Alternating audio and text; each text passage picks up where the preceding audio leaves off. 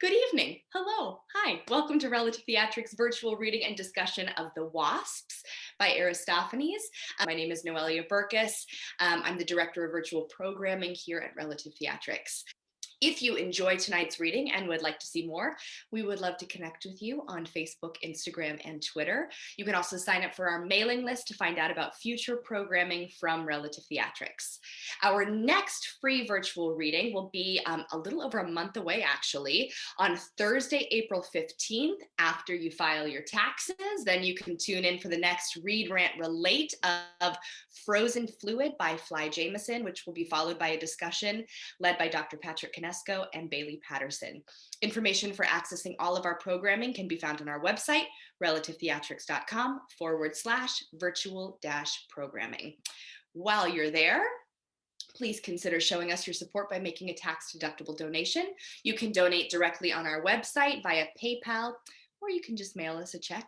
No gift is too small, and every penny enriches our ability to bring you risky, relevant, and real theater.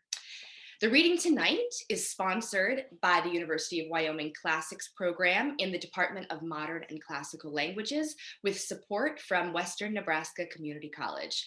I would also like to acknowledge the Wyoming Arts Council, the National Endowment for the Arts, the Wyoming Humanities Council, and the National Endowment for Humanities for their grant funding. Finally, we would like to give a very special thank you this evening to Dr. Laura Lozier, Francesca Mintowt-Czyz, and Tami Lippstreu, as well as the UW Art Museum for providing art for the pre-show and intermission. We at Relative Theatrics wish to take a brief moment at the beginning of this program for pause, reflection, and acknowledgement. So at this time, I would like to invite back producing artistic director and founder of Relative Theatrics, Ann Mason, to share our land acknowledgement crafted with the assistance of Dr. Caskey Russell, the Native American Education Research and Cultural Center, the ASUW Senate, the U.S. Department of Arts and Culture, and Adrian Wong. Every community owes its existence and vitality to generations from around the world who contributed their hopes, dreams, and energy to making the history that led to this moment. Some were brought here against their will, some were drawn to leave their distant homes in hope of a better life, and some have lived on this land for more generations than can be counted. Truth and acknowledgement are critical to building mutual respect and connection across all barriers of heritage and difference. We begin this effort to acknowledge what has been buried by honoring the truth. We acknowledge that Relative Theatrics occupies the ancestral and traditional lands of the Cheyenne, Arapaho, Crow, and Shoshone indigenous people, along with other native tribes who call the Great Basin and Rocky Mountain region home. We wish to respectfully acknowledge their stewardship of this land throughout the generations and pay our respects to their elders, past and present. We recognize, support, and advocate alongside Indigenous individuals and communities who live here now and with those forcibly removed from their homelands. Please take a moment to consider the many legacies of violence, displacement, migration, and settlement that bring us together here today. And please join us in uncovering such truths at any and all public events. Additionally, since our activities are shared digitally to the internet, let's take a moment to consider the legacy of colonization embedded within the technology, structures, and ways of thinking we use every day. We are using equipment and high-speed internet not available in many Indigenous communities. Even the technologies that are central to much of the art we make leave significant carbon footprints, contributing to changing climates that disproportionately affect Indigenous people worldwide. I invite you to join us in acknowledging all this, as well as our shared responsibility to make good of this time, and for each of us to consider our roles in reconciliation, decolonization, and allyship. And we invite you to develop your own practice of land acknowledgement, and you can get started by visiting usdac.us/native land. Thank you. Thank you so much, Anne. And that is all we have to tell you. So thank you very, very much, and enjoy tonight's performance of The Wasps. The Wasps by Aristophanes. Our cast of characters include Sosius, slave of Bdellicleon. Xanthius, also a slave of Bdellicleon. Bdellicleon, a wealthy young man. Philocleon, his father. Boy, the chorus leader's son. Leader of the chorus. A chorus of old jurymen imagined as WASPs. And a few actors as our ensemble who will be playing several characters tonight. Prologue. In the back of the house is Philocleon, surrounded by a large net. 2 slaves are on guard, one of them asleep. On the roof is Bdellicleon.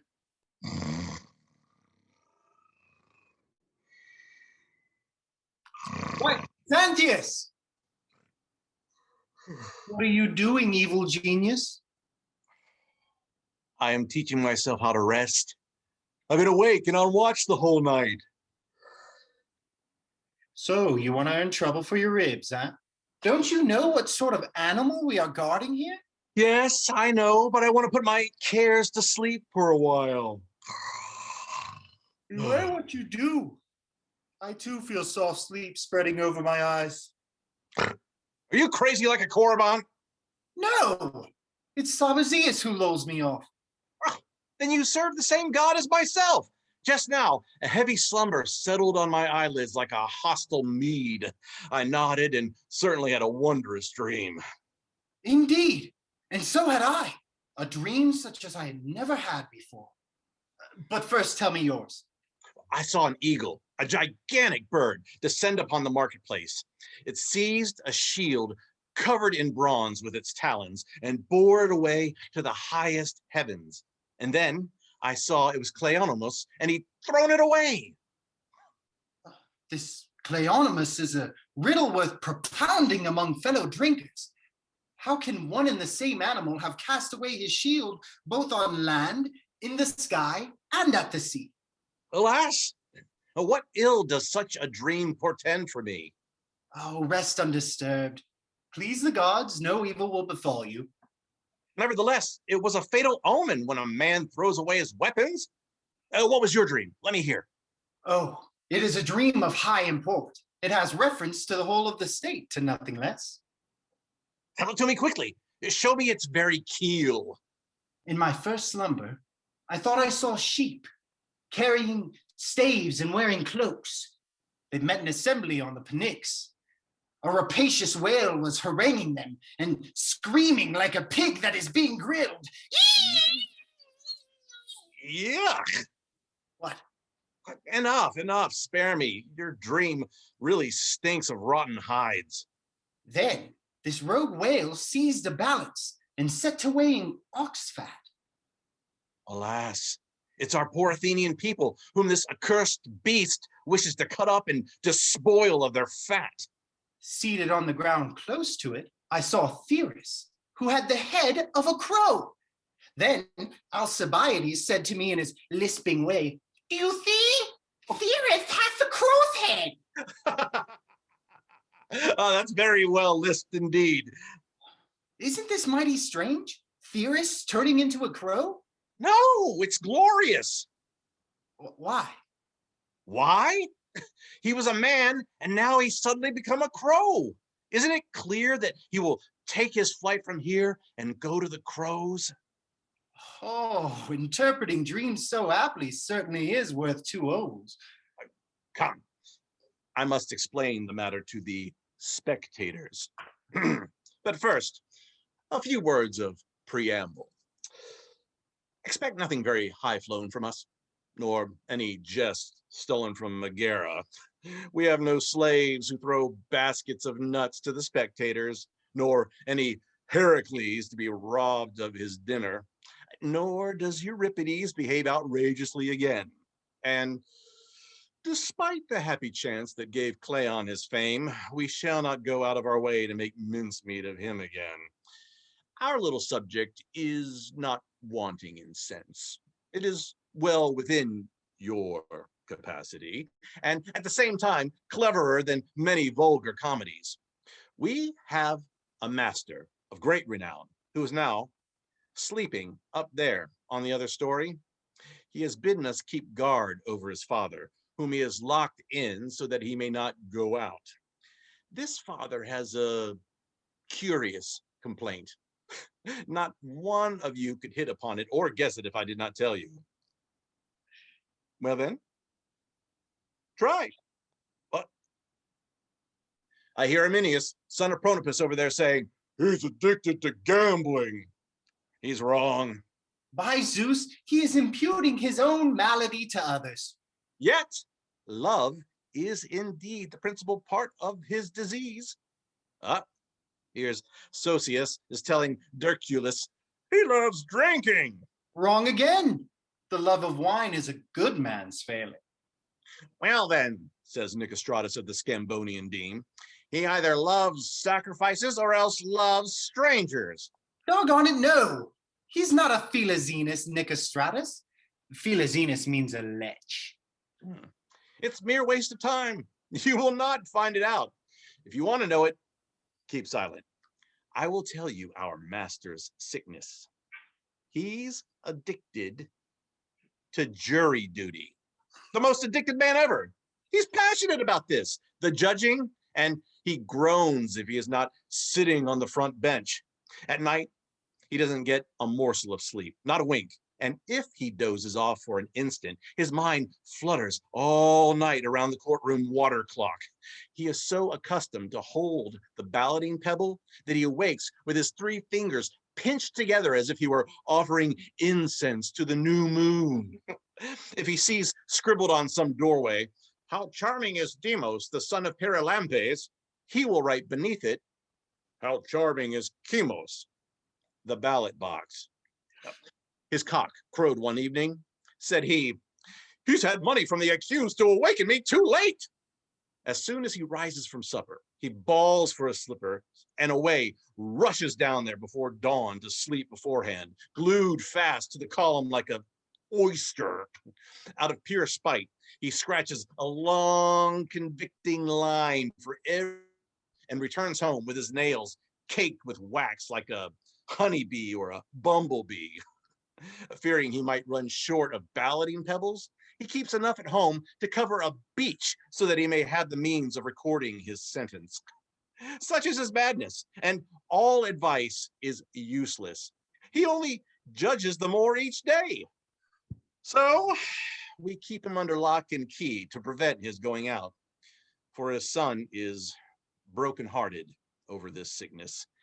At first he tried him with gentleness, wanted to persuade him to wear the cloak no longer, to go out no more, but he wasn't persuaded. Next, he had him bathed and purified according to the ritual, but he wasn't much better. Then he handed him over to the Coribants, but the old man spurted away with their kettle drum and burst into the common court and started judging cases. As the son was getting nowhere with these rituals, he took his father to Aegina and forcibly made him lie one night in the temple of Asclepius, the god of healing. But before daylight, there he was at the gate of the courthouse.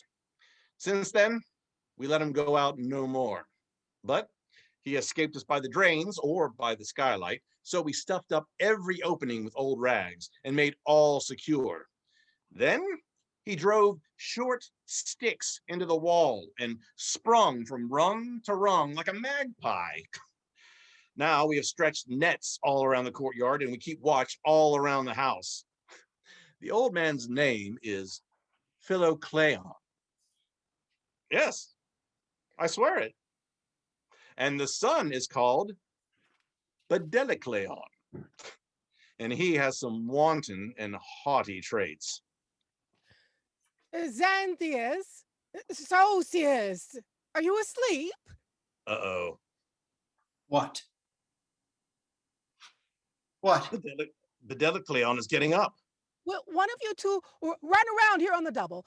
My father's got into the kitchen and is down on his hands and knees, scurrying about like a mouse. Take care he doesn't escape through the bath drain. You there? Put all your weight against the door. Yes, master. Lord Poseidon, what's that noise in the chimney? Oh, what's this? Oh, who are you? I'm smoke in the chimney. Smoke? Smoke of what wood? Slippery elm. My God, that's the most irritating of all. But no more getting out for you. Where's the chimney cover? Come down again. Fetch a log and lay it on top of the chimney. Now, look out for some fresh dodge. Honestly, nobody has the troubles I have. And now I'm going to get called the son of Father Smoke. Boy, He's pushing the door. Throw your weight into it like a real man.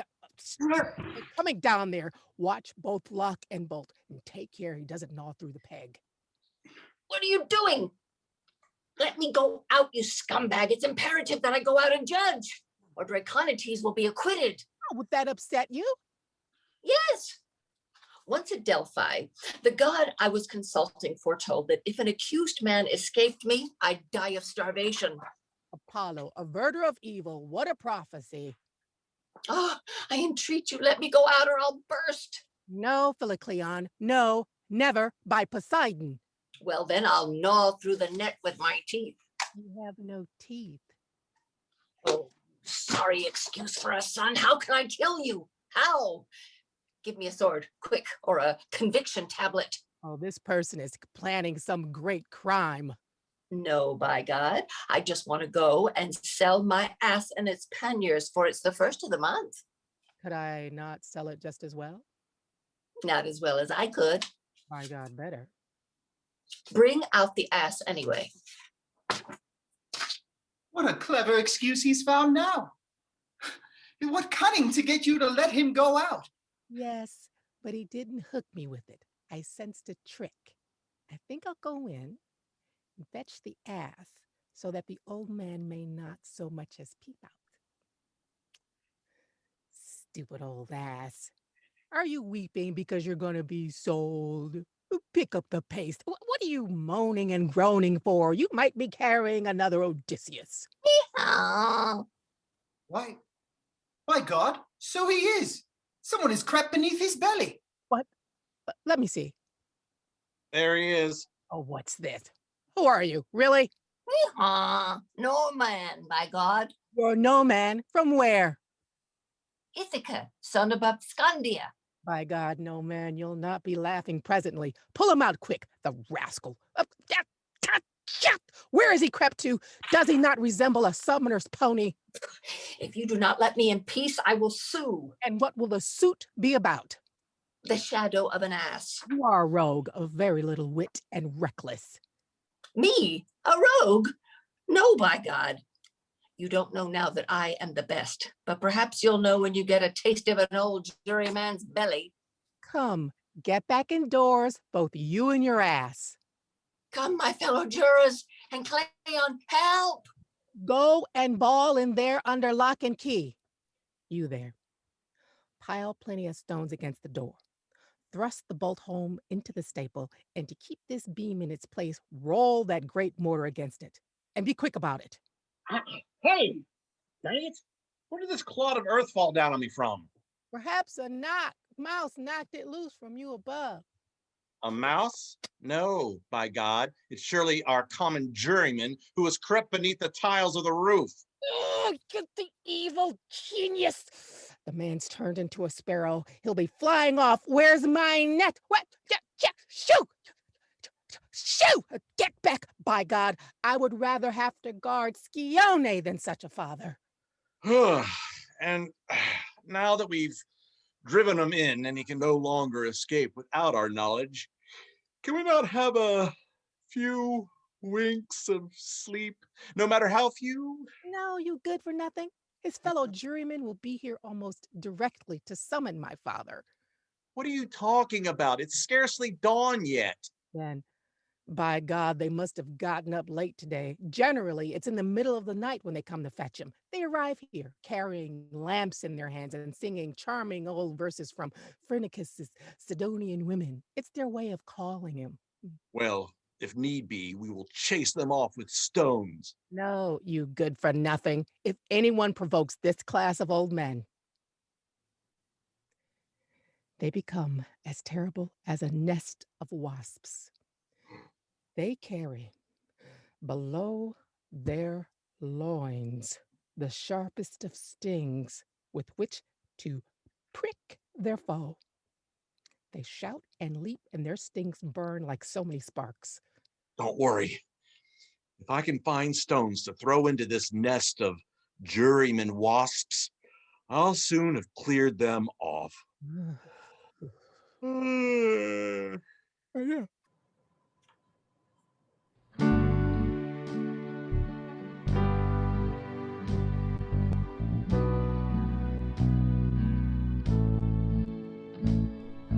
March on, advance, boldly and bravely. Commius, you're lagging. By God, you didn't used to. You were as tough as a leather dog leash. But now Carinaris walks better than you. Haste through Moderus of Cantule, best of my fellow jurors. Whereabouts is Eurigedes or Cablis of Hula?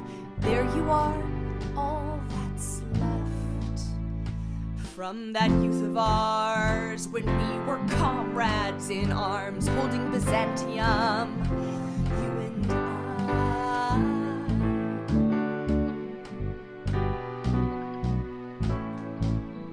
Do you remember how one night, prowling round unobserved, we nicked the kneading bowl of a bigger woman? We split it in two for firewood and boiled our porridge. But let's shake a leg, gentlemen of the jury, for Lucky's is going to have his case today, and they all say he's embezzled a pot of money.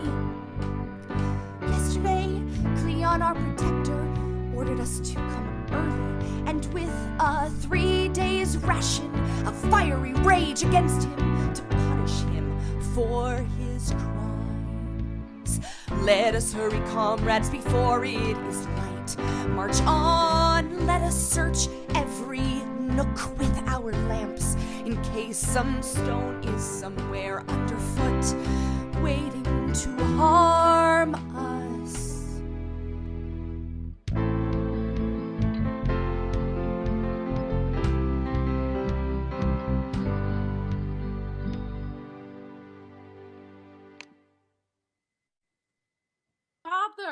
Father, watch out for the mud here.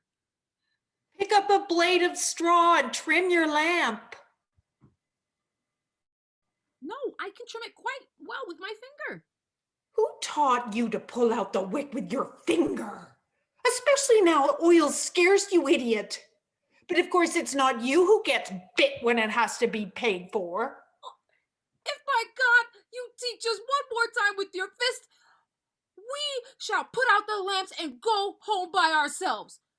Then perhaps, lacking this lamp, you will march in the mud like the ducks in the dark. Listen, I mete out punishment to people bigger than you. Hold on. I think I'm stepping in some mud. Oh, it's certain that God will make it rain within 4 days at the most. Look at the snuff in our lamps. That is always a sign of a heavy rain. But the rain and the north wind will be good for the crops that are still standing. Why, what can have happened to our fellow juror who lives here? Why does he not come and join our party? There used to be no need to haul him in our wake, for he would march at our head singing the verses of Frenicus. He was a lover of singing. Should we not, gentlemen of the jury, make a halt here and sing to call him out? The charm of my voice will fetch him if he hears it.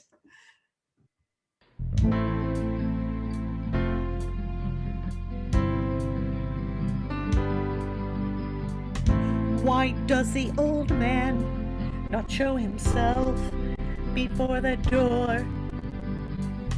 Why does he not answer? Has he lost his shoes? Has he stubbed his toe in the dark and gotten a swollen ankle being old? Perhaps he has a tumor in in his groin. I tell you, he was by far the hardest of us all. He never allowed himself to be moved. No, if anyone tried to move him, he would lower his head like this and say, you might as well try to boil a stone.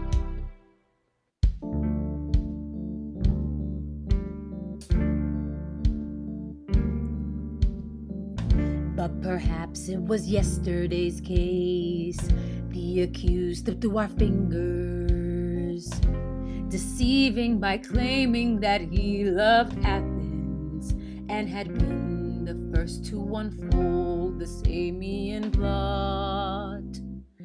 Perhaps his acquittal has so distressed Cleon that he is abed with fever. He's just that sort of person. Ugh. Friend, get up, don't eat yourself, don't be vexed. There's a fat one on the docket today.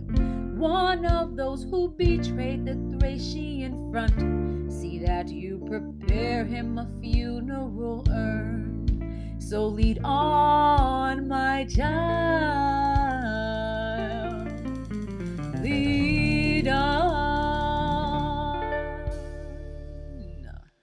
Father, would you give me something if I ask you for it?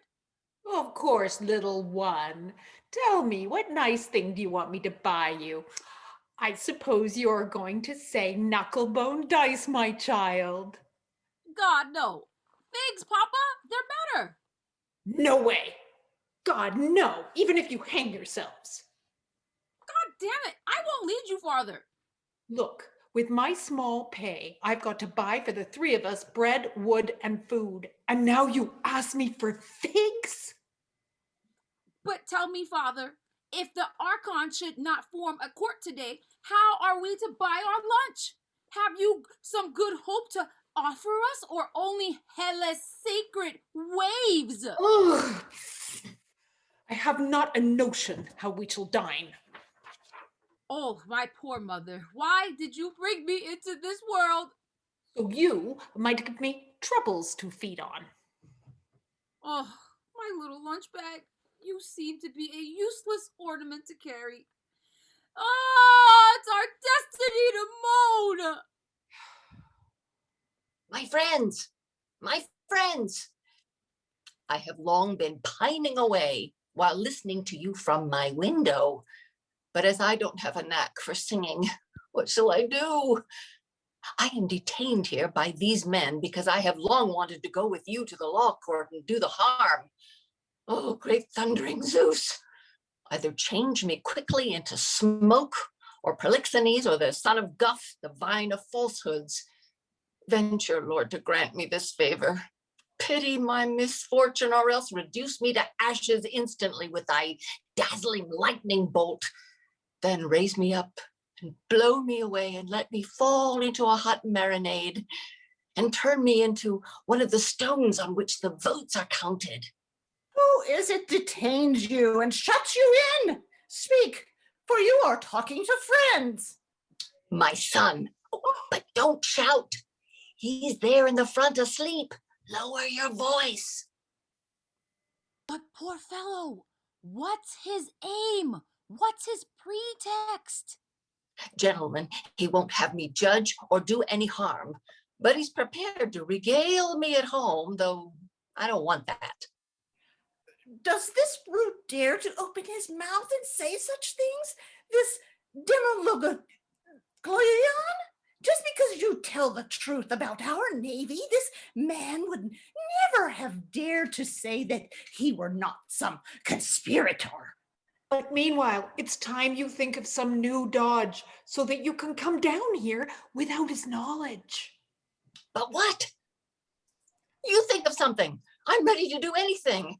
That's how much I crave to go round the boards posted with the court cases, with my voting shell in my hand.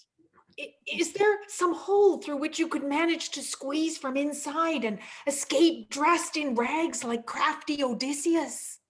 Everything is sealed fast. Not so much as a gnat could get through.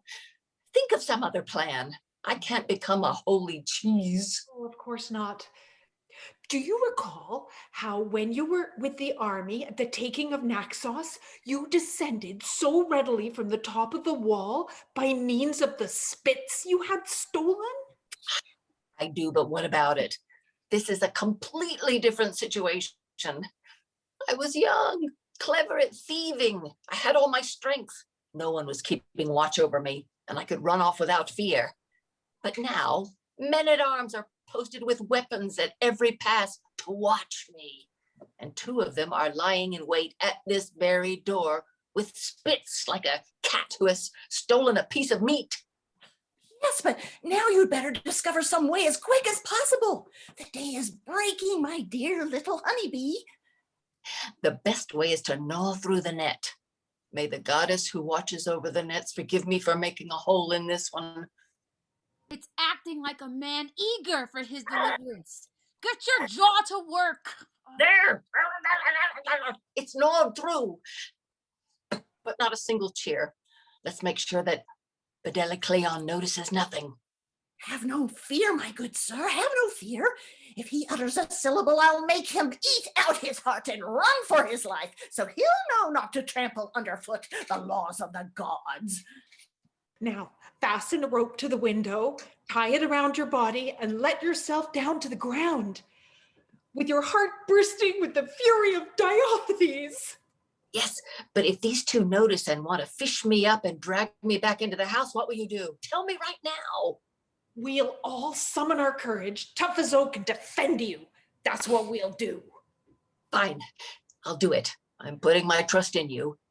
But know this, that if anything happens to me, take away my body, bathe it with your tears, and bury it beneath the bar of the tribunal. Don't fret. Nothing will happen to you. Come, my dear friend, have courage and let yourself slide down while you invoke your country's gods. Oh, Lord Lucas, my hero and my neighbor, thou, like myself, takest pleasure in the tears and lamentations of each day's accused. If thou art come to live near the tribunal, 'tis with the express design of hearing them incessantly. Thou alone of all the heroes has wished to remain among those who weep. Have pity on me and save now thy neighbor. I swear I will never make water or never break wind against the railing of thy statue. Hey, get up. Hey. What's the matter? I thought I heard talking close to me. Is the old man at it again? Escaping through some loophole? No, by God, no! He's letting himself down by rope! What? Yo, scalawag! Oh, what are you doing? No way you're coming down. Climb up quick to the other window and strike him with the boughs that hang over the entrance. Perhaps he'll turn back when he feels himself being thrashed. Won't you rally to my aid? All you prosecutors going to have lawsuits this year? Smithikeon, Thucydides, Crimon, and Pharyndes. Help me now or never, before they force me inside. Tell me, why do you hesitate to let loose that fury that we feel when anyone attacks our nests? Oh, I feel my angry sting is stiffening. That sharp sting with which we punish our enemies. Come, boys, throw your cloaks about your shoulders as quick as you can. Run and shout and report this to Cleon and bid him to come, as against this fool of our city who deserves death since he proposes to prevent the trial of lawsuits. My good friends, listen to the truth instead of yelling. By God, we'll shout to heaven. And I shall not let him go. Why, this is intolerable. Is this not manifest tyranny? Oh, my country. Oh, God, the Tessitherus. Oh, any toady who acts as our leader. Holy Heracles! They have stings. Do you see them, Master? These very ones, they killed Philippus, the son of Gorgias, when he was put on trial. And with them we shall kill you too. Now, every man turn around in this direction. Your stings out for attack and spring on him, ranks closed in good order and swelled up with wrath and rage, so he fully remembers the sort of swarm he has stirred up. The fight will be fast and furious, by God. I'm afraid just looking at their stings. Let this man go, unless you want to envy the tortoise's hard shell. Adam, my fellow jurors, wasps with relentless hearts. Swarm 1, get riled up and fly into his butthole. Swarm 2, sting around his eyes and fingers. Midas! Phrygian! Help me here! And you too, Chewie! Seize this man and hand him over to no one. Otherwise, you'll get thick shackles and no midday meal. I know the rustling of fig leaves when I hear it. If you won't let him go, something will get poked into you. Oh, Lord K-Crops, hero with the tail of a dragon, seest thou how these barbarians subdue me, the ones whom I taught how to weep a full bushel of tears? You won't let me go even now, you accursed beast. Don't you remember the day when I surprised you stealing grapes, introduced you to the olive tree, and did such a right manly job lashing you that you were a thing of envy? But you apparently were ungrateful. But let go of me, you, before my son sallies out. You'll both soon make proper amends to us for all of this. It won't be long until you know the sort of temper that sharp-hearted, righteous men have when they sting you with their eyes. Strike! Strike, Xanthius! Drive these wasps away from the house! That's just what I'm doing! Blind them with smoke, too! Won't you go? How about to hell? Will you not hear Clough? Hit them with your stick! And you throw Ischines, the son of Gup, on the fire and smoke them out! Clearly, we were bound to drive you off sooner or later. By God, you wouldn't have put them to flight so easily if they had fed on the verses of Philocles.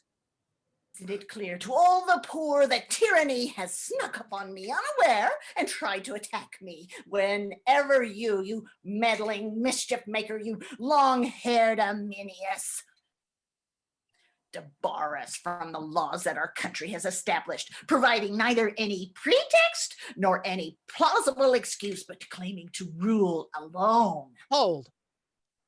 A truce to brawling and shrill shrieking. Had we not better confer together and come to some understanding? Confer with you, you hater of democracy, you lover of monarchy and accomplice of Versailles, you with your woolen fringed coat and your unshaven beard? My God, it would be better to separate altogether from my father than to steer my boat daily through such stormy seas. Oh, you've not even reached the very border of the airbed, to use the common saying. What are you suffering right now is nothing. Wait until the public prosecutor pours down on you these same charges and calls you a conspirator. In the name of the gods, I wish you'd withdraw, or it is resolved that we'll flay each other the whole day long. Never, as long as I retain an atom of breath. Ha! Your desire is to tyrannize over us. Everything is tyranny and conspirators with you people. As soon as anyone passes judgment on some matter, be it large or small, tyranny! I have not heard the word mentioned once in 50 years, and now it is more common than dried fish. The word is current even in the market. If you're buying sea robins and don't want sprats, the huckster next door who's selling the latter at once exclaims, "That's a man whose kitchen savors of tyranny." If you ask for onions to season your fish, the green grocer woman winks one eye and says, "Hi, you ask for onions. Are you seeking to tyrannize, or do you think that Athens must pay you your seasonings as a tribute?" Yeah, my whore was sharp-tempered with me too when I went to see her yesterday about noon. I told her to ride me. She asked if I wanted to restore the tyranny of Hippias. Yes, that's the kind of talk that pleases these people. As for myself, just because I want my father to get rid of his early prowling, false accusing, jury-serving, obscene habits and lead a genteel life like Marucus. And for my efforts, I am accused of conspiracy and tyrannical practice. And quite right too, by God. I wouldn't trade the most exquisite dishes for the life that you take away from me. I scorn your red mullet and your eels, and would far rather eat a nice little lawsuitlet cooked in a pot. Sure, by God, because you've gotten addicted to those kinds of pleasures. But if you'll agree to keep quiet and hear me out, I think I teach you all the error of your ways. I do wrong when I'm judging. What more, you don't see that you are the laughing stock of these men whom you all but fall down and worship. You're their slave and don't know it. Oh, stop talking about slavery. I lord it over all. Not you. You think you are ruling when you're only serving. Tell us, Father, what profit do you get from reaping the tribute paid by so much of Greece? Much. And I want my colleagues as my arbitrators. And so do I. All of you, release him this minute. And give me a sword. If I'm worsted in this debate, I shall fall upon my blade. Tell me, what if you don't, what's the term? Abide by the arbitration. May I never drink my jurors' pay neat in honor of the good genius if I do not. Now it is necessary for you, who are of our school, to say something novel, that you may seem... Someone bring me a writing case, quick. But what sort of man will he appear to be if you advise me to do this? Not to side with this youth in his opinions. You see how serious this question's become and how everything's at stake. If he should prevail, which God forbid, I do, and I must note down whatever he says so as to remember it. What were you saying would happen if he should triumph over me in the debate? That a swarm of elders are no longer good for anything. We'll be laughing stocks in the streets. We'll be called olive bearers, David envelopes. You are to be the champion of all our rights and sovereignty. Come, take courage, bring into action all the resources of your wit. Yes. At the outset, I will prove to you that there exists no king whose might is greater than ours. Is there a pleasure, a blessing comparable to that of a juryman? Is there a being who lives more in the midst of delights, who is more feared, aged though he be? From the moment I crawl out of my bed, I discover big men, genuine 6-footers, looking for me at the bar of the tribunal. The moment I am seen from the greatest distance, they come forward to offer me a soft hand that has pilfered the public funds. They supplicate me, bowing right low and pouring out their piteous pleas. Oh, pity me, Father, they say. I beg you, by the profit you were able to pocket in the public service or in the army when procuring field rations for your messmates. Why, the man who speaks thus would not even know of my existence if I had not let him off on some former occasion. Let me note this first point. Supplicants. Then, after these supplications have appeased my wrath, I enter firmly, resolved to do nothing I have planned. Nevertheless, I listen to the accused. Oh, what tricks to secure acquittal. Tell me, what form of flattery is not addressed to the juryman? Some groan over their poverty and exaggerate it until somehow it seems as bad as my own. Others tell anecdotes or some comic story from Aesop. Others again crack jokes. They fancy I shall be appeased if I laugh. If we are not even won over then, they drag forward their young children by the hand, both their daughters and their sons, who prostrate themselves and in unison whine, and then the father, trembling as if I were a god, beseeches me not to condemn him out of pity for them. If you love the bleat of the lamb, pity the cry of my kid. And because I'm fond of little sows, I must yield to the daughter's cry. Then we relax the heat of our wrath a little for him. Is this not great power indeed, which allows even wealth to be disdained? A second point to note, the disdain of wealth. And now, recall to me, what are the advantages you enjoy, you who pretend to rule over Greece? Oh, when citizens' sons are being examined for registration in their father's deme, we have a right to inspect their privates. If Oreagus is accused, he is not acquitted before he has recited a passage from Niobe, or when he chooses the finest. If a piper wins his case, he pays us jurors by adjusting his mouth strap and playing us an exit song as we are leaving. A father on his deathbed names some husband for his daughter who is his sole heir. We care little for his will, or for the shell so solemnly placed over the seal.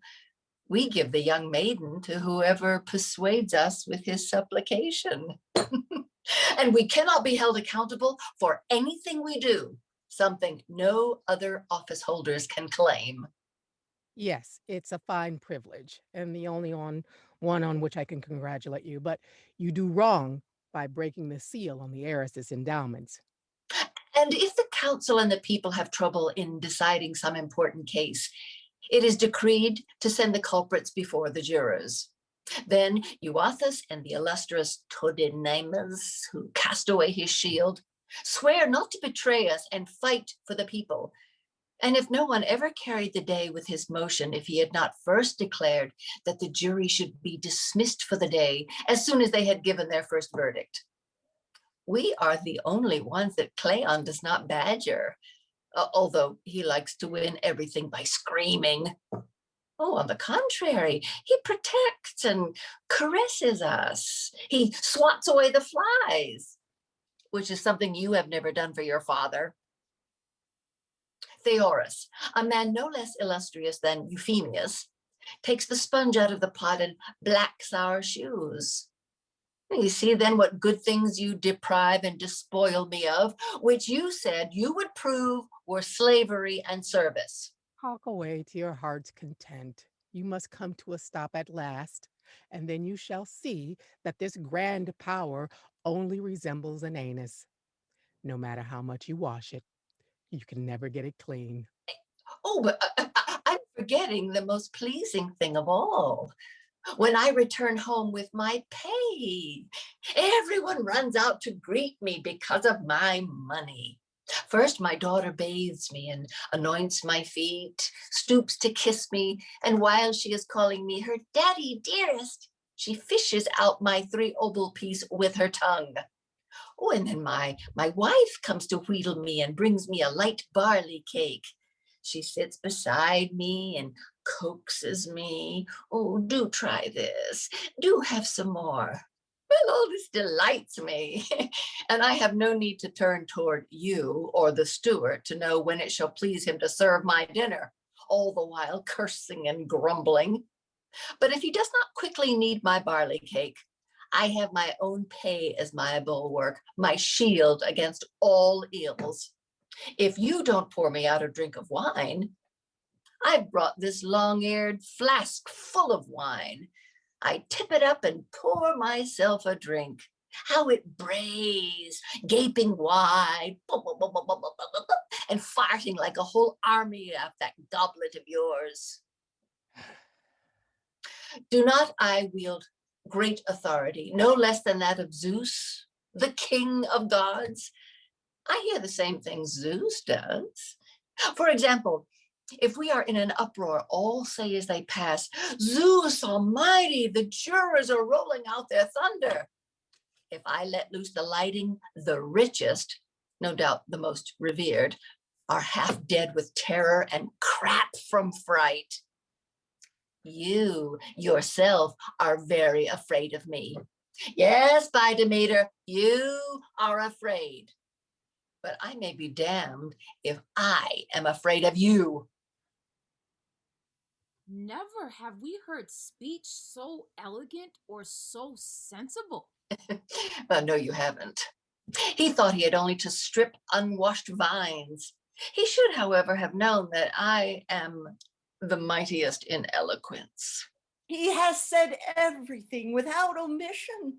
I felt myself grow taller while I listened to him, and I imagined myself meting out justice in the islands of the blessed. So much was I taken with the charm of his words. How he does twitch and is beside himself.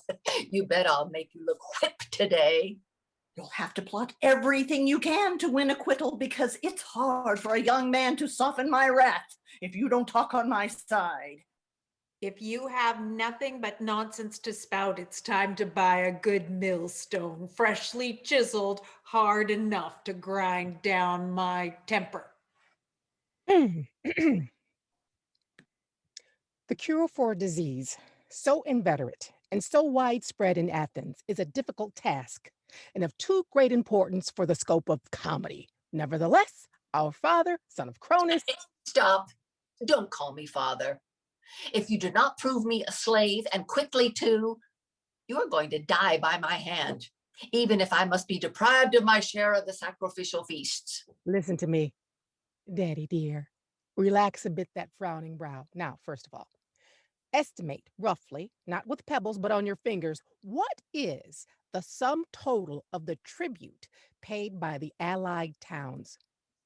Besides this, we have the direct imposts, a massive percentage dues, the fees of the court justice, the produce from the mines, the markets, the harbors, the public lands, and confiscations. All these together amount to nearly 2,000 talents. Take from this sum the annual pay of the jurors, they number 6,000. And there have never been more in this town. I reckon that's 150 talents. What? Our pay is not even a tenth of the state revenue? No, by God, certainly not. And where does the rest of the money go then? To those who say, I shall never betray the interests of the masses. I shall always fight for the people, and it is you, Father, who choose them to rule you, letting yourself be caught with their fine talk. They are men who extort 50 talents at a time by threat and intimidation from their allies. Pay tribute to me, they say, or I shall loose the lightning on your town and destroy it. And you are content to gnaw the crumbs of your own might. What do the allies do? They see that the Athenian mob gets a poor living out of the voting urn, eating nothing for dessert, and they count you for nothing. For not more than the nitwit vote. It is on those other men that they lavish everything. Dishes of salt fish, wine, tapestries, cheese, honey, sesame cushions, flagons, rich clothing, crowns, necklace, drinking cups, and all that yields pleasure and health. And for you, who rule them as a reward for all your toil on both land and sea, nothing is given, not even a head of garlic to eat with your little fish. No, by God, they don't. I've had to send them by 3 clothes from Icarides, but you told me I was a slave. Prove it then, for I am dying with impatience. Is it not the worst of all slaveries to see all these men and their flatterers in public office and draw salaries? As for you, you are content with the 3 obols which they give you and which you have so painfully earned in the galleys, in battles, and sieges. But what I stomach least is that you come when commanded. Some lewd kiddo, the son of Chireus, strides into your house, throwing his weight around, high on his horse, and tells you to come for jury duty at daybreak, at precisely the hour. He who presents himself after the opening of the court, says he, will not get his 3 obols. But he himself gets 6 obols as a public prosecutor, though he arrives late. If an accused man makes him some present, he shares it with a colleague, and the pair agree to arrange the matter like 2 sawyers. one of whom pulls and the other pushes. As for you, you have only eyes for the public pay clerk, and you see nothing. Can that be how they treat me? Oh no, what is it you're saying? Oh, you stir me to the bottom of my heart. I'm all ears. I cannot express what I feel. Consider this. You might be rich, both you and all the others. I don't know why you let yourself be fooled by these folk who call themselves the people's friends. You, the rulers of the greatest number of states from the Black Sea to Sardinia, enjoy no rewards except this miserable pay that they dole out to you drop by drop, just like oil from a tuft of wool, just enough to keep you from dying of hunger. They want you to be poor, and I'll tell you why. It is so that you come to know your tamer, and so that if he sets you against one of their foes, you shall leap upon him like a savage beast. If they wish to provide sustenance for the people, oh, it would be easy. We have now 1,000 states that pay us tribute. Let us command each of these to feed 20 Athenians. Then 20,000 of our citizens would be eating nothing but hair, crowned with every garland, and drinking the finest heated milk, enjoying the delights to which the great name of their country and trophies of Marathon give them the right. But right now, you are like hired laborers who gather the olives. You follow him who pays you. Oh no. Oh, what's happening? Oh, my hand is numb. I can no longer draw my sword. I am already weak. When they are afraid, they promise to divide Euboea among you and to give each 50 bushels of wheat. But what have they given you? Nothing, excepting quite recently, 5 bushels of barley. And even those you have only obtained with great difficulty on proving you are not aliens, and then quart by quart. This is why I always kept you shut in. I want you to be fed by me and no longer at the beck of these blustering braggarts. Even now, I am ready to let you have all you want, except drinking the milk of the pay clerk. He was right who said, decide nothing till you've heard both sides. For now it seems to me that you are the one who gains the complete victory. My wrath is appeased and I throw away my sticks. But you are comrade and contemporary. Let yourself be won over by his words. Don't be foolish. Don't be too obstinate and play the tough guy. I wish I had a patron or a kinsman who would give me that kind of criticism.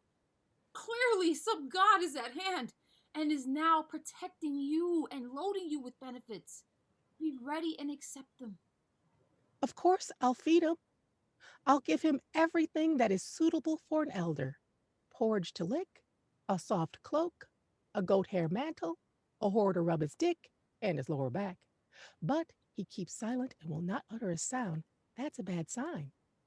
He's been criticizing himself for the things that he used to be mad about and has recognized his folly. He is reproaching himself for not having followed your advice. But there he is, converted by your words and wiser now, so that he will no doubt alter his ways in the future and believe you. Oh, poor me. Oh, now why are you shouting? A truce to your promises. What I love is down there. Down there I want to be, there where the herald cries, who has not yet voted? Let him rise. I want to be the last of all to leave the urn. Oh, press on my soul. Where art thou, my soul? Let me pass shadowy. By Heracles, may I no longer be on a jury to convict Cleon of thief. Come, Father, in the name of gods, believe me. Believe you? Ask me anything, except one thing. What is it? Let us hear. Not to judge anymore. Hades will decide this case before I'll be persuaded. Very well, then. Since you find so much pleasure in it, go down there no more, but stay here and judge to your household slaves. But what is there to judge? Are you mad? Everything as in a tribunal. If a maid opens a door secretly, vote or a simple fine. That's what you've repeatedly done down there. Everything can be arranged to suit you. If it's warm in the morning, you can judge in the sunlight. If it's snowing, then seated at your fire. If it rains, you go indoors. And if you don't rise till noon, there will be no official to shut the gates on you. Oh, that I like. Moreover, if a pleader is long-winded, you'll not be hungering and biting your lips and the defendant. But could I judge as well with my mouth full? Much better. Is it not said that judges, when deceived by lying witnesses, arrive at the truth by chewing things over? Well said, but you haven't told me yet who will pay my salary. I will. Good, because I shall be paid by myself and not with a partner. Oh, that damn jester Lysistratus played a dirty trick on me the other day. He received a drachma for the two of us and went to the fish market to get it changed and then brought me back 3 mullet scales. I took them for obols and crammed them in my mouth, but the smell choked me and I quickly spat them out. So I dragged him before the court. And what did he say to that? What did he say? Oh, he said I had a rooster's stomach. At least you are quickly softening the money, he said with a laugh. You see, that is yet another advantage. And no small one either. All right, do what you will. Wait, I will bring everything here. You see, the oracles are coming true. I have heard it foretold that one day the Athenians would dispense justice in their own houses, that each citizen would have himself a little tribunal constructed on his porch, similar to the altars of Hecate, and that there would be such at every door. There. Well, what do you think of that? I have brought you everything needful and much more into the bargain. See, here is a chamber pot in case you have to pee. I shall hang it up beside you. Oh, good idea. Right useful at my age. You have found the true alleviation of bladder troubles. Here's a fire, and next to it is lentil soup, should you want to have a bite to eat. Oh, that's admirably arranged. In this way, even when I have a fever, I still receive my pay. And besides, I can eat my lentil soup without quitting my seat. But why this rooster? So that should you doze while a defendant is pleading, he may awaken you by crowing up there. I want for only one more thing. All the rest is as good as can be. What is that? If only they could bring me an image of the hero Lucas. Here it is. Why, you God himself. Oh, my hero, my master, how repulsive you are to look at. Looks to me just like Cleonomus. That is why, hero though he be, he has no weapon. The sooner you take your seat, the sooner I'll call a place. Call it. I've been sitting here a long time. Let us see. What case shall we bring up first? Is there a slave who has done something wrong? The Thracian girl, yes, who scorched the stew pot the other day. Oh, wait a minute. This is a fine state of affairs. You almost made me a judge without a bar, and that's the most sacred thing of all. Oh my God, there isn't any. I'll run indoors and get one myself. What does it matter? Oh, terrible thing, force of habit. Damn that animal. How can anyone keep such a dog? What's the matter? Oh, it's Labes. He's just rushed into the kitchen and seized the whole Sicilian cheese and gobbled it up. Good. This will be the first offense I'll make my father try. Come along and lay your accusation. Oh my God. No, not me. The other dog vows he will be accuser if the matter is brought up for trial. Very well, bring them both here. Consider it done. What's this? Hestia's pig pen. Did you steal it from a shrine? No, by addressing Hestia first, I might, thanks to her, crush an adversary. But put an end to delay by calling up the case. My verdict is already settled. Wait, I still have to bring out the dockets and the indictments. Oh, I'm dying with impatience at your delays. I could have traced the sentence in the dust. Hey, there you are. Oh, and call the case. Right. Who is first on the docket? Oh, damn it. This is unbearable. I have forgotten the voting urns. Oh, where are you going? To look for the urns. Oh, don't bother. I have these pots. Very well. Then we have all we need, except the water clock. What is this if it isn't a water clock? You know how to supply everything. On the double now. Someone fetch fire from the house with myrtle boughs and incense so that first we can pray to the gods. Offer them libations and your vows, and we will thank them that a genteel agreement has put an end to your war and strife. First, let there now be a sacred silence.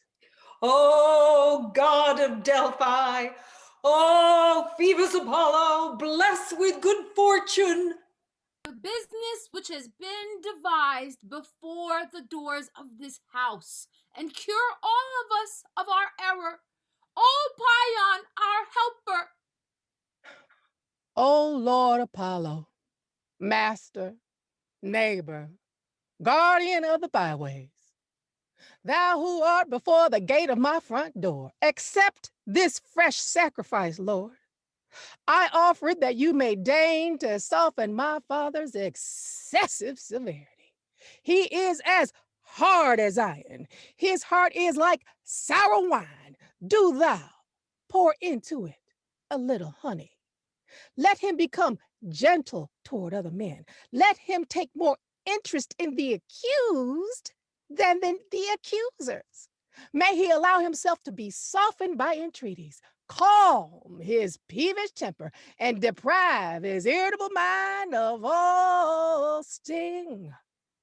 We unite our vows and chance to those of this new office account of your proclamation. Your words have won our favor, and we are convinced that you love the people more than any of the young men of the present day. If there be any judge near at hand, let him enter. Once the proceedings have opened, we shall admit him no more. Who is the defendant? This one. He doesn't stand a chance. Listen to the indictment. Demidog of Cutathanea doth hereby charge Labus of Ixonia with having devoured a Sicilian cheese by himself without accomplices. Penalty demanded, a collar of thornbush.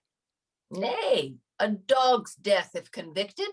This is Labes, the defendant. Ooh, wow, what a brute. Why, he even looks like a thief. He thinks to deceive me by keeping his jaws closed. Where's the prosecutor, this demi-dog of Cutathanea?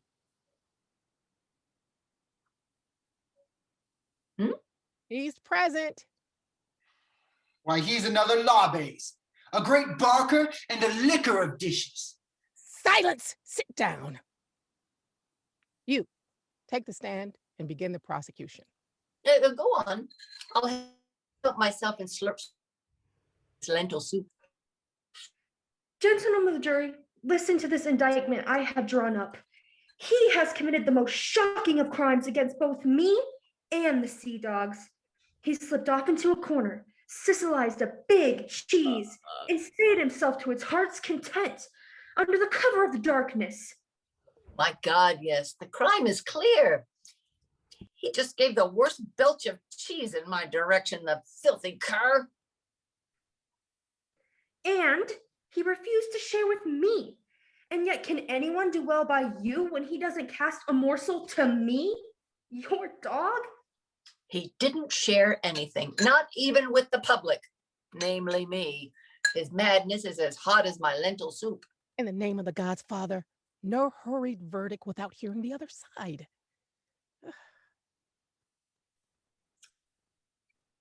But my dear boy, the evidence is plain that the fact barks for itself. Just don't acquit him.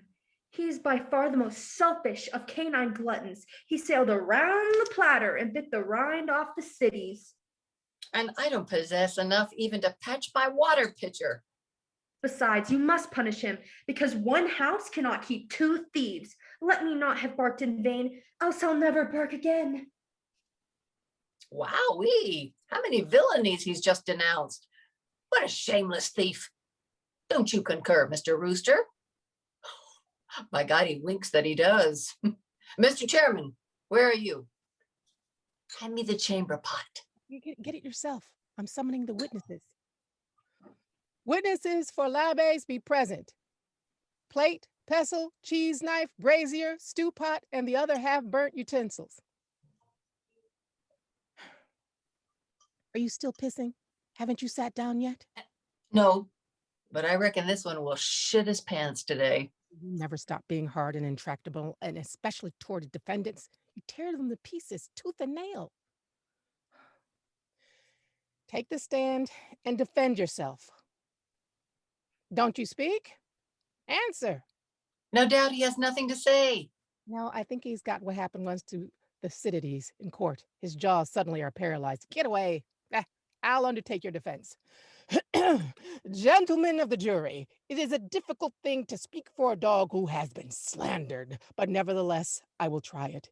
He is a good dog, and he chases away wolves. He's a thief and a conspirator. No, by God, he is the best of all of our dogs now, capable of guarding a whole flock. And what good is that if he eats the cheese? What? He fights for you. He guards your door. He is an excellent dog in every respect. Forgive him his larceny. He is dreadfully ignorant. He cannot play the liar. I wish he did not know how to write either. Then he couldn't have submitted us to false accounts. My dear sir, please listen to my witnesses. Take the stand, grating knife, and speak up. Answer me clearly. You were paymaster at the time. Did you grade out the soldiers what was given you? Yeah, he says he did so. My God, he lies. My dear sir, have patience. Take pity on the unfortunate. Labes only feeds on fish bones and fish's heads and has not an instant of peace. The other is good only to guard the house. He never moves from here, but demands his share of all that is brought in and bites those who refuse. What is happening to me? Something bad is going round me. I'm being brought to his side. Pity, Father, pity, I entreat you. You would not have him dead. Where are his puppies? Take the stand, you poor things. Yap, up on your haunches, beg and whine. Come down, come down, come down, come down. I'll come down, although this come down has too often raised false hope. Nonetheless, I will come down. Oh, hell, this slurping isn't turning out well. Now I've gone and wept away my judgment, which I would never have done if I weren't stuffed with lentil soup. Then he is acquitted? It's difficult to say. Come on, Daddy, change yourself for the better. Take this voting pebble, shut your eyes, and rush to that second urn and acquit him, Father. No, I know no more how to acquit than to play the liar. Now, I'll take you the quickest way. Is this the first urn? Yes. Then I have voted. I have fooled him, and he has acquitted in spite of himself. Come, I will take out the urns. What is the result? We shall see. Labes, you stand acquitted. Father, what's the matter? Oh no, water. Pull yourself together. Tell me, is he really acquitted? Yes, by God. Oh, then I'm good for nothing. Fret, dear sir, just stand up. How am I going to live with this on my conscience? The acquittal of a defendant? What will become of me? Sacred gods, forgive me. I did it despite myself. It is not in my character. Don't vex yourself. I will feed you well, Father. We'll take you everywhere with me. To dinner, to drinking parties, to the theater. Henceforth, your life will be nothing but pleasure, and Hyperbolus shall no longer play you for a fool with his lies. But come, let's go in. Fine. If you like, let's go in. Go where it pleases you. And may your happiness be great. You, meanwhile, oh countless myriads, listen to the sound counsels I'm going to give you, and take care they are not lost upon you. That would be the fate of vulgar spectators, not that of such an audience.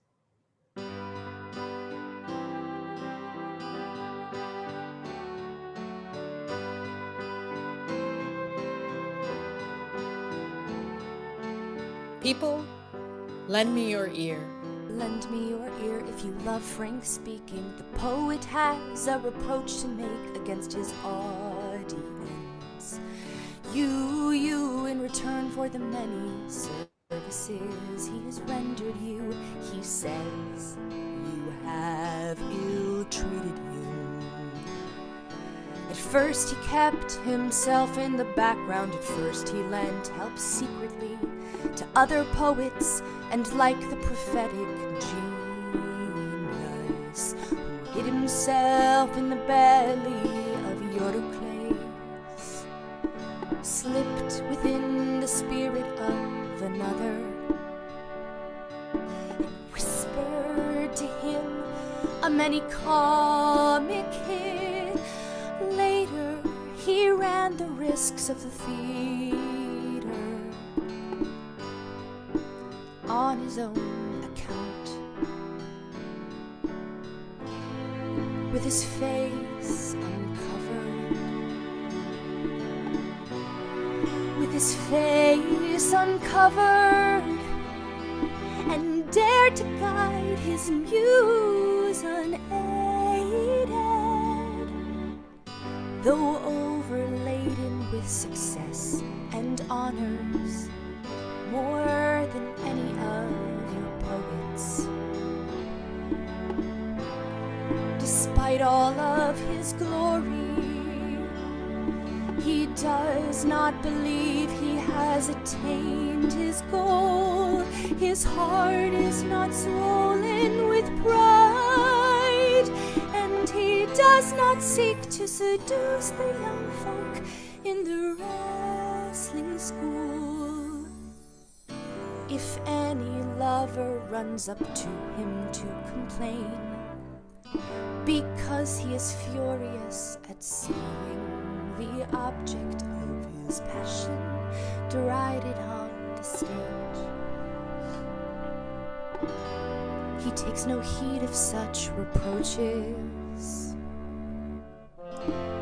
for he's inspired only with honest motives, and his muse is no pander.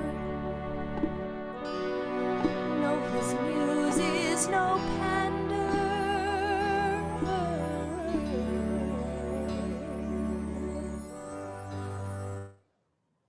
From the very outset of his dramatic career, he has disdained to assail those who were men. But with a courage worthy of Heracles himself, he attacked the most formidable monsters, and at the beginning went straight for that beast with the sharp teeth, with the terrible eyes that flashed lambent fire like those of Cinna, surrounded by 100 lewd flatterers, who spittle-licked him to his heart's content. He had a voice like a roaring torrent, the stench of a seal, the unwashed balls of Lamia, and the arse of a camel. Our poet did not tremble at the sight of this horrible monster, nor did he dream of gaining him over. And again, this very day, he is fighting for your good. Last year, besides, he attacked those pale, shivering, and feverish beings who strangled your fathers in the dark, throttled your grandfathers, and who, lying in the beds of the most inoffensive, piled up against them lawsuits, summonses, and witnesses to such an extent that many of them flew in terror to the pole mark for refuge. Such is the champion you have found to purify your country of all evil. And last year, you betrayed him when he sowed the most novel ideas, which, however, did not strike root because you did not understand their value. Notwithstanding this, he swears again and again by Dionysus, while offering him libations, that none ever heard better comic verses. It is a disgrace to you not to have caught their drift at once. As for the poet, he is no less appreciated by the wise if he shivered his oars in rushing boldly forward to board his foe. But in future, dear fellow citizens, love and honor more those of your poets who seek to imagine and express some new thought. Make their ideas your own. Keep them in your chests with the sweet scented fruit. If you do, your clothing will smell clever the whole year through.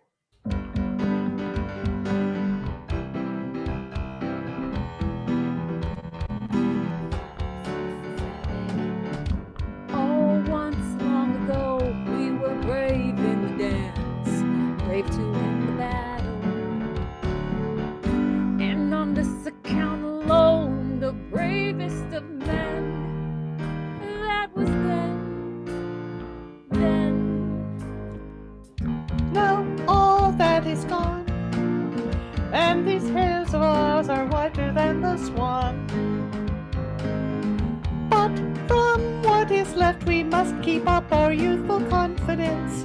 At least I think my old age is better than the curly hair and the fine clothes and the wide buttholes of the many young. Should any among you spectators look upon me with wonder because of this wasp waist, or not know the meaning of this sting, I will soon dispel his ignorance. We who wear this appendage are the true Attic men, who alone are noble and native to the soil, the bravest of all people. We are the ones who, weapon in hand, did so much for the country when the barbarian shed torrents of fire and smoke over our city in his relentless desire to seize our nests by force. At once we ran up, armed with spear and shield, and drunk with the bitter wine of anger. We gave them battle, man standing to man, biting our lips in rage. A hail of arrows held the sky. However, by the help of the gods, we drove off the foe towards evening, before the battle an owl had flown over our army. Then we pursued them, harpooning them like tuna in their baggy seed sacks. They fled, and we stung them in the jaw and in the eye, so that even now the barbarians tell each other that there is nothing in the world more manly than the Attic wasp. Yes, I was terrible at that time, so all feared me, and I subdued my opponents when I sailed against them in the triremes.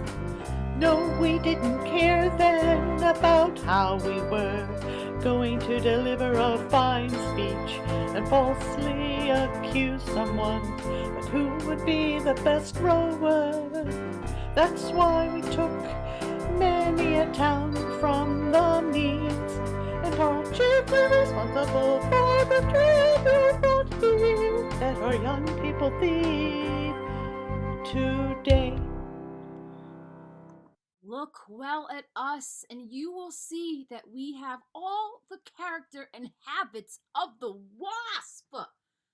Firstly, if roused, no beings are more irascible, more relentless than we are. In all other things, too, we act like wasps. We collect in swarms, in a kind of nests, and some go judging with the Archon, some with the 11, others at the Odeon. There are yet others who hardly move at all, like grubs in the cells, but remain glued to the walls and bent double to the ground. We are most ingenuous at making a living and sting everyone so to make our daily bread. Except, yes, we have sitting among us drones, who have no sting and who shirk the work necessary for our tribute and devour it without giving themselves the least trouble. It's this that grieves us most of all.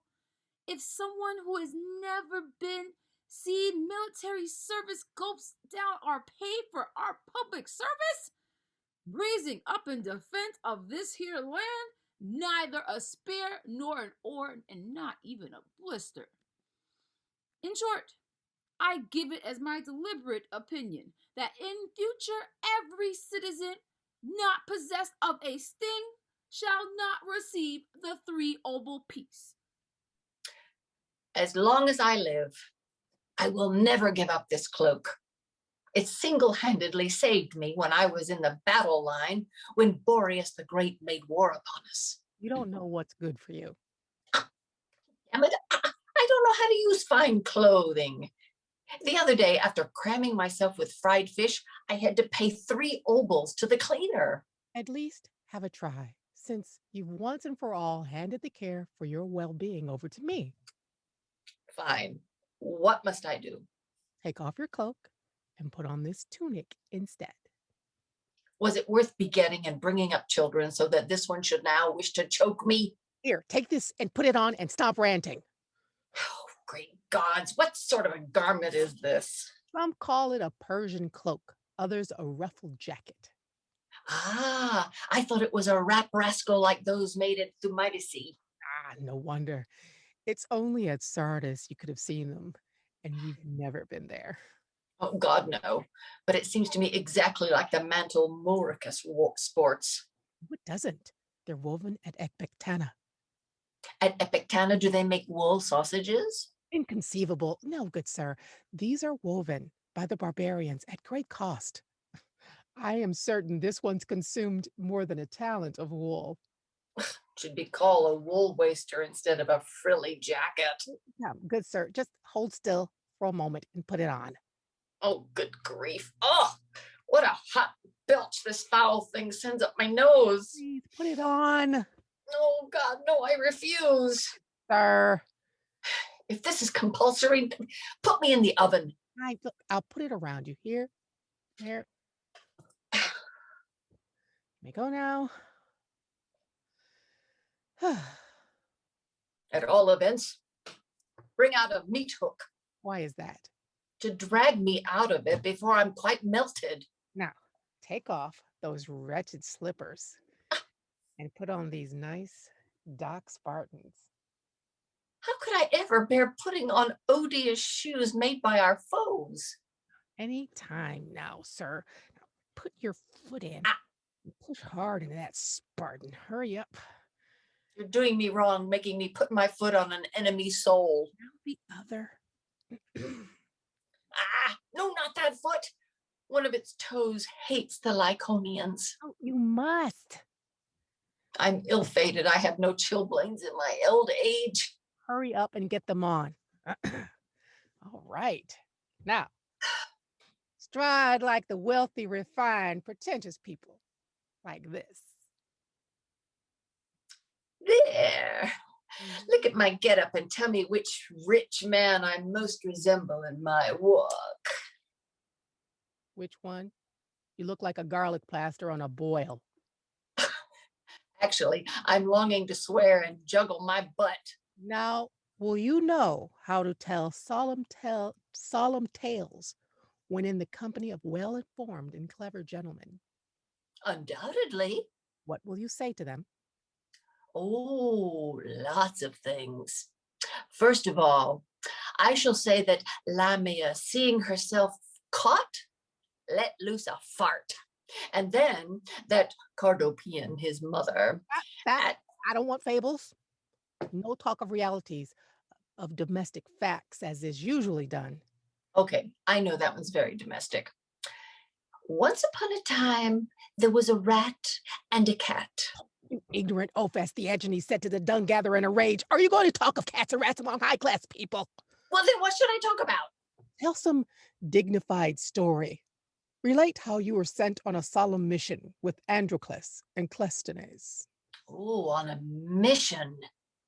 Never in my life. Oh, except once to Paros, a job which brought me in 2 obols a day. At least say that you've just seen a Fudian doing well in the pancratium with Ascondus, and that despite his age and his white hair, he is still robust in loin and arm and flank, and that his chest is a veritable breastplate. Ooh. Oh, stop, what nonsense.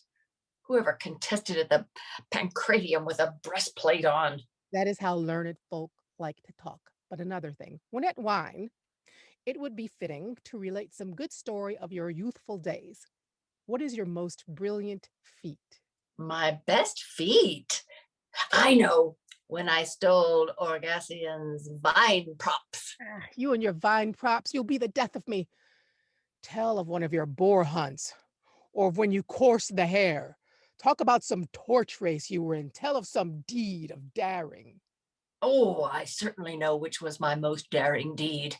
I prosecuted Phaeurus, the runner, for defamation, and he was condemned by a majority of 2 votes. Enough of that. Now, recline there and practice the bearing that is fitting at table in society. Oh, how must I recline? Oh, hurry up and tell me. In an elegant style. Oh, like this? Not at all. Well, how then? Spread your knees on the tapestries and give your body the most easy curves like those taught in the gymnasium. Then praise some bronze vase. Survey the ceiling. Admire the awnings stretched over the court. Water is poured over the hands. The tables are spread. We sup, and after ablution, we now offer libations to the gods. Great gods, is this a supper but a dream? The girl piper has just finished the prelude. Your drinking companions are Theorus, Aeschines, Phanes, Cleon, and some second foreigner next to Kester.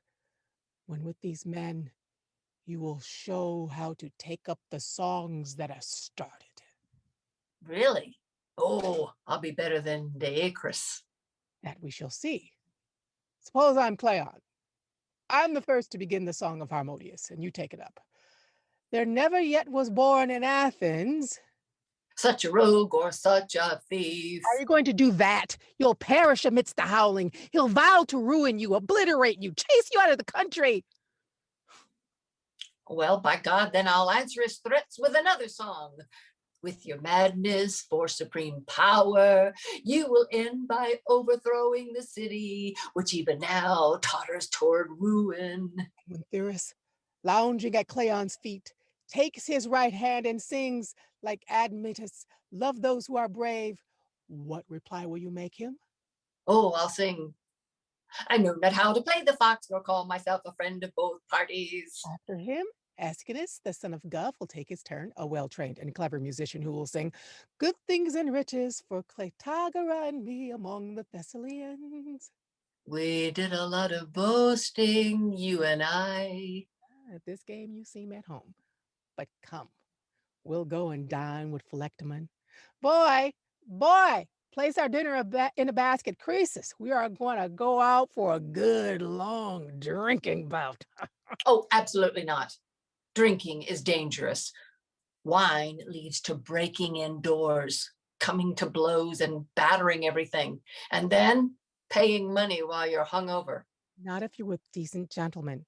Either they undertake to appease the offended person, or better still, you say something witty. You tell some comic story, perhaps one of those you've heard yourself at table, either in Aesop style or in that of Sybaris. Everyone laughs and the trouble is ended. Oh, it's definitely worth learning many stories then. I won't have to repay the debt when I do something bad. Now, come on now, no more delay.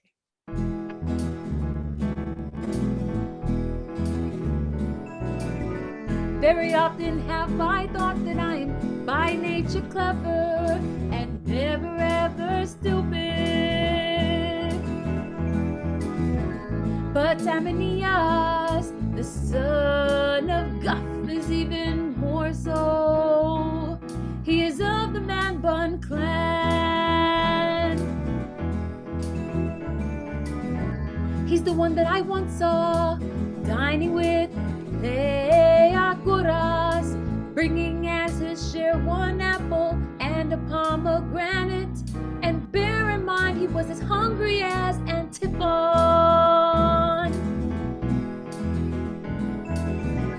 Then he went on an embassy to Pharsalus. Then there one-on-one lived with the Salian paupers, himself being a pauper second to none.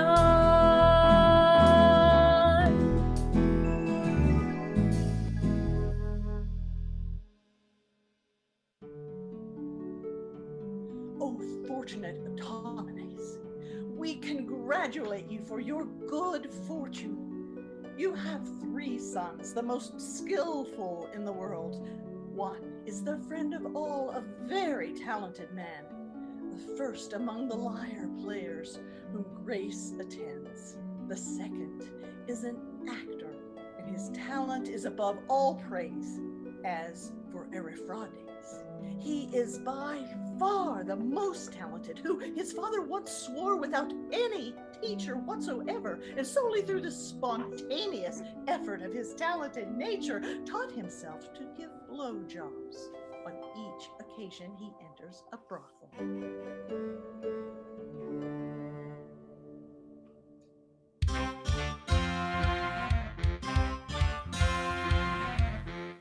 There are some who said that I was again reconciled with Cleon. That time when he was harassing me, persecuting, and provoking me with abuse, and when I was being skinned alive.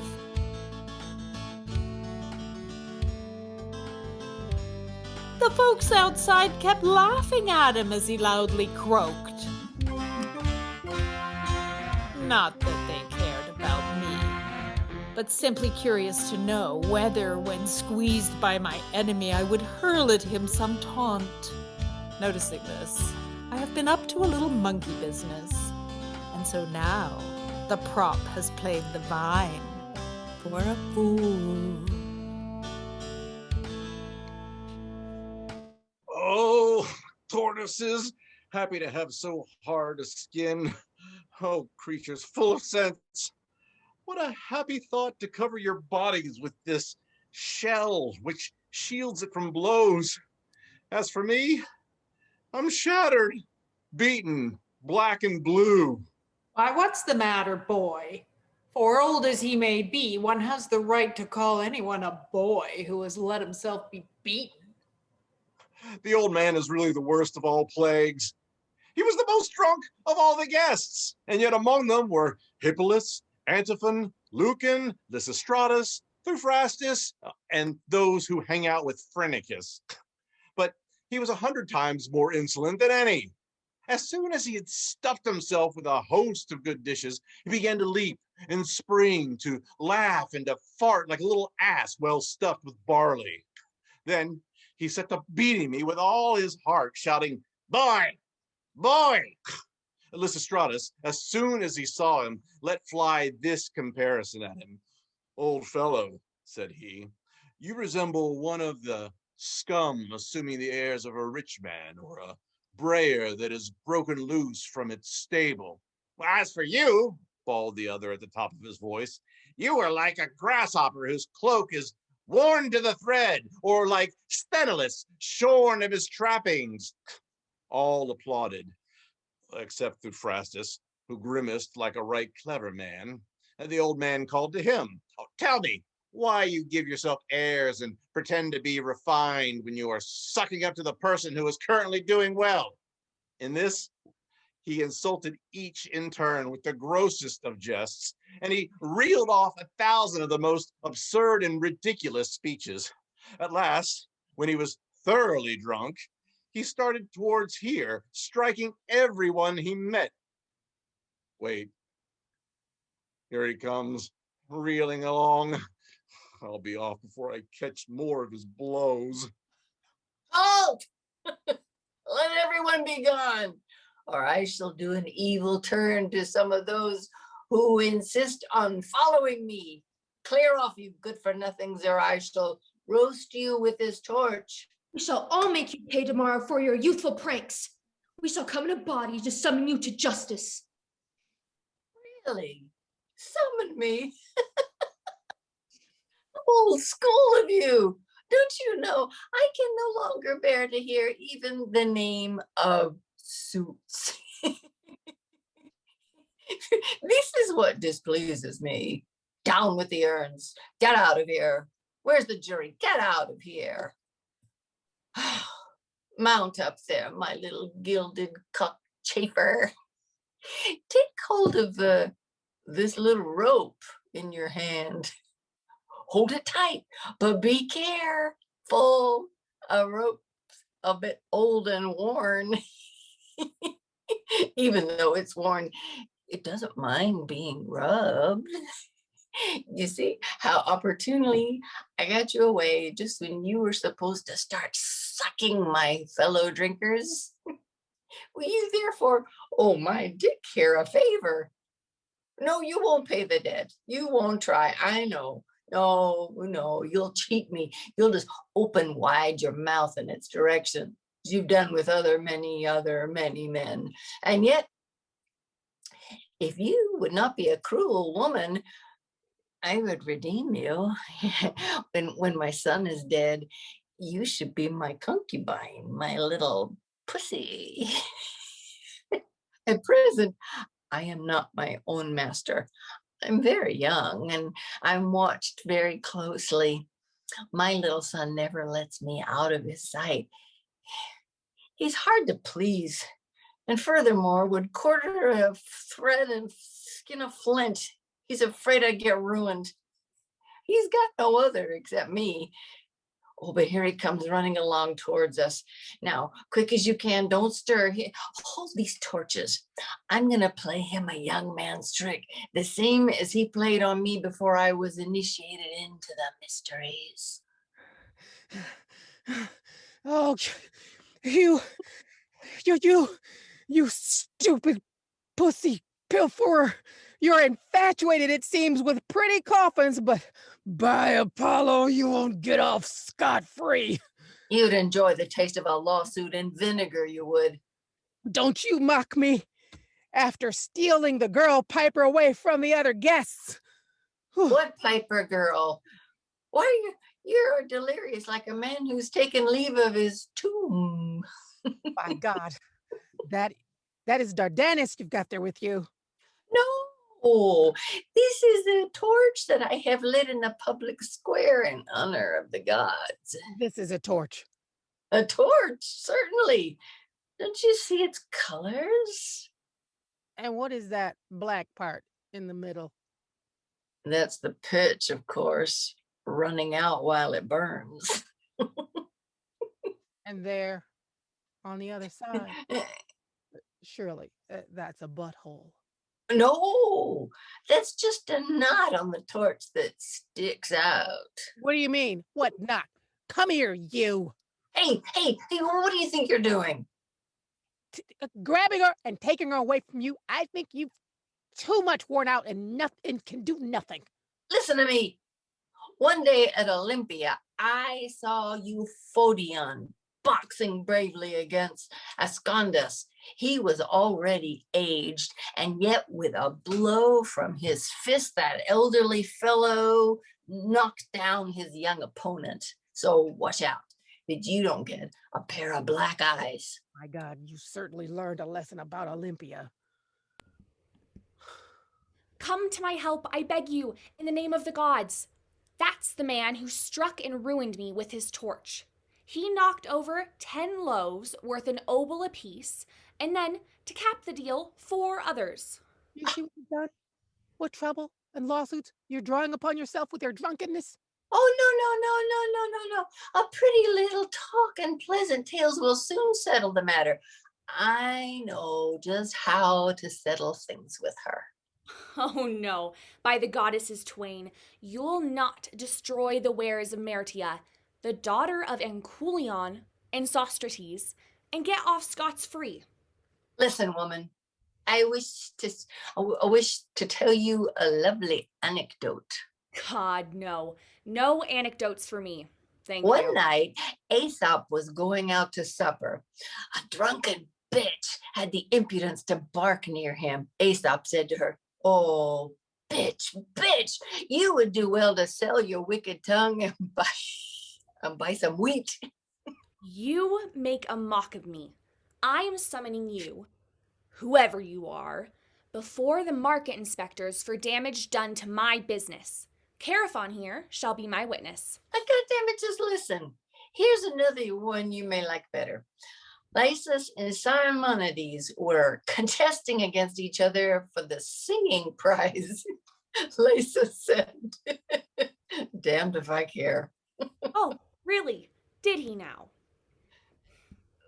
Tell me, Caraphon, can you be a witness to this woman? You look pale and tragic as I know when she throws herself from her rock at the feet of Euripides. Here, I suppose, comes another to summons you. He has a witness too. I summons you, old man, for assault. Assault? Please, in the name of gods, do not summons him. On his behalf, I will compensate you. Name the price, and I will be grateful. Oh, no. I volunteer to settle with him. I admit I struck him in. I threw some stones at him. Please come here.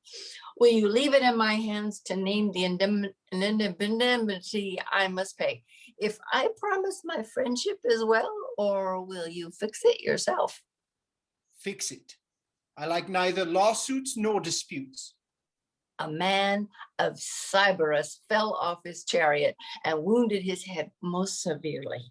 He was a very poor driver. One of his friends came up to him and said, "Every man to his trade." Well, then you go to Pitiless to get mended. You are incorrigible. At all events, make a note of his reply. Listen. Instead of going off so abruptly, a woman at Sybaris broke a box. I again ask you to witness this. The box, therefore, had the fact attested, but the woman said, "By Corey, do not worry about witnessing the matter, but hurry off and buy a cord to tie it with, and that will be the more sensible course." Keep assaulting me until the Archon calls the case. By Demeter, you'll stay here no longer. I'm going to take you, carry you off. Well, what are you doing? What am I doing? I'm carrying you into the house. If I don't, those summoning you will quickly run out of witnesses. Oh, one day at Delphi, Aesop I'm not interested. was accused of having stolen a sacred vase, but he replied that the horn beetle... I give up. You'll be the death of me with your horned beetle.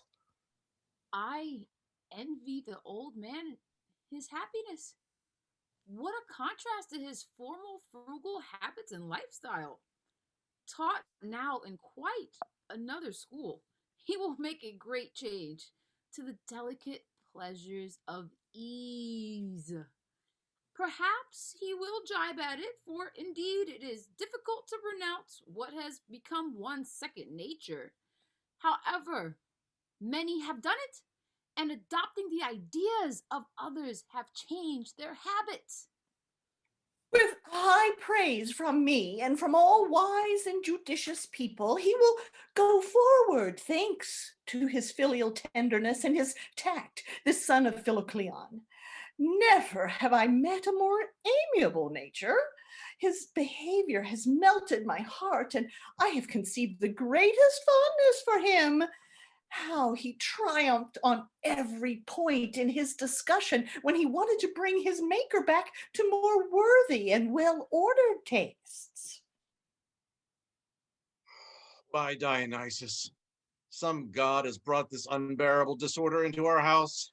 Since the old man hasn't had a drink of wine for some time, nor heard the sound of the pipe, he is so delighted, so enraptured, that he is spending the night executing the old dances that Thespis first produced on the stage. And he's offered a little later to prove to the contemporary dancers in tragedies that they are nothing but a lot of old Cronuses. Who loiters at the door of the vestibule? There he is. Here comes trouble. Let down the barriers. The dance is now to begin. More like the madness. Impetuous movement already twists and racks my sides. Ooh, how my nostrils wheeze, how my back cracks. Go and fill yourself with hellebore. Phrynicus couches like a rooster. He'll be stoned.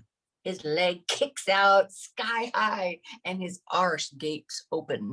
Watch yourself. Look how easily my leg joints move. Isn't that good? God, no, it's merely insane.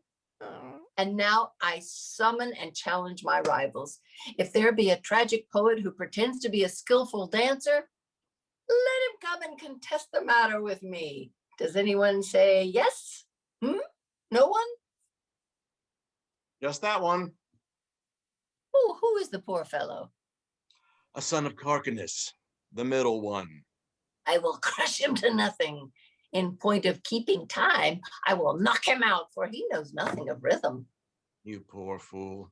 Here comes his brother, too. Another Tragedian, and another son of Carcanus. Oh my God, my supper's catered. God, no, just 3 crabs. Here's another son of Carcanus. What's this creeping thing? A shrimp or a spider? It's a crab, a hermit crab, the smallest of its kind. It writes tragedies. Oh, Carcanus, how proud you should be of your brood. What a crowd of kinglets have come swooping down here. But we shall have to measure ourselves against them. Have marinade prepared for seasoning them in case I prove the victor. Come now, let's stand out of the way a little so they may twirl at their ease. Illustrious children of this inhabitant of the brine, skip on the sand and the shore of the barren sea, brothers of the shrimps, show us the lightning whirls, and someone kick out the Phrynicus rhythm, so that seeing your legs so high in the air, the spectators may cry, "Ooh!"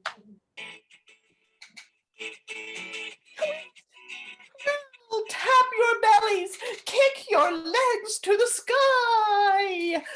For the Lord and Master of the sea, your father, comes scuttling here in person, delighted to see his own 3 randy kinglets. Lead us promptly off the stage, if you please, dancing all the way out, for no one has ever done this before, letting a chorus in a comedy finish off with a dance.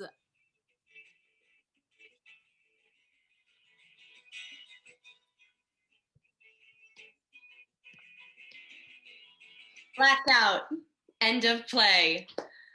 That is our show. Our cast of characters includes Greta Lambert as Philocleon, Sheree Vanden Heuvel as Bedelicleon, Brik Berkes as Xanthias, Caro Coltman as the leader of the chorus, Sheree V. Campbell as boy and chorus, Carolyn McBurney as the chorus, Grady as Socius and others, Maddie Blanchard as Myrtia, Labes, and others, Chastity Brown as Demodog, Victim, and others. Thank you all so much for joining us tonight. We will see you on April 15th for our reading of Frozen Fluid. Finally, do please consider showing your support for our virtual programming with a tax-deductible donation.